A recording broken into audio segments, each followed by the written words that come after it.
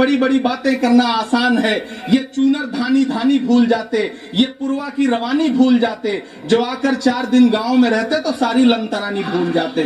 सभापति महोदय, electoral bond खरीदने के नाम छुपाने वाली सरकार, इलेक्टोरल बॉन्ड खरीदने वालों के नाम छुपाने वाली सरकार इन दिनों आम के ठेला लगाने वालों के नाम जानना चाहती है।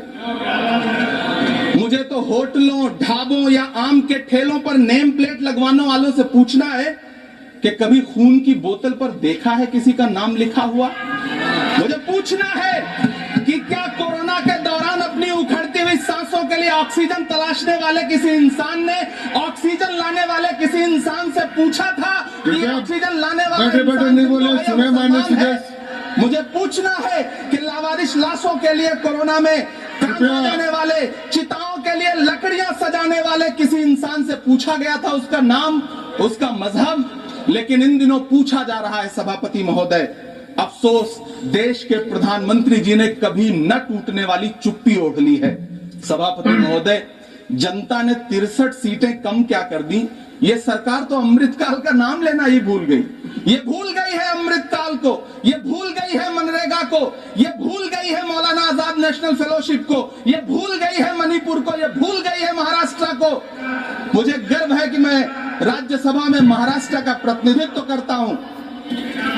महाराष्ट्र जो देश की आर्थिक राजधानी है, जो टोटल कॉर्पोरेट टैक्स का 40%, इनकम टैक्स का 32% और जीएसटी का 20% इस देश को देता है, उस महाराष्ट्र के लिए इस बजट में एक शब्द नहीं है। सभापति महोदय, आखिर महाराष्ट्र से किस आपका समय, आप कृपया बैठ जाइए। महाराष्ट्र में लोकसभा चुनाव में बाबा साहब अम्बेडकर संविधान को बचाने के लिए वोट क्या कर दिया? प्रधानमंत्री जी तो महाराष्ट्र से बदला लेने पर उतर आए। अब तो शायद उन्हें याद भी ना हो यवतमाल का वो दाभड़ी गांव जहां 20 मार्च 2014 को वो किसानों के साथ थी। यवतमाल में पिछले 6 महीने में 132 किसानों ने आत्महत्या की है। सभापति महोदय, महाराष्ट्र में हर महीने 209 किसान आत्महत्या कर रहे हैं।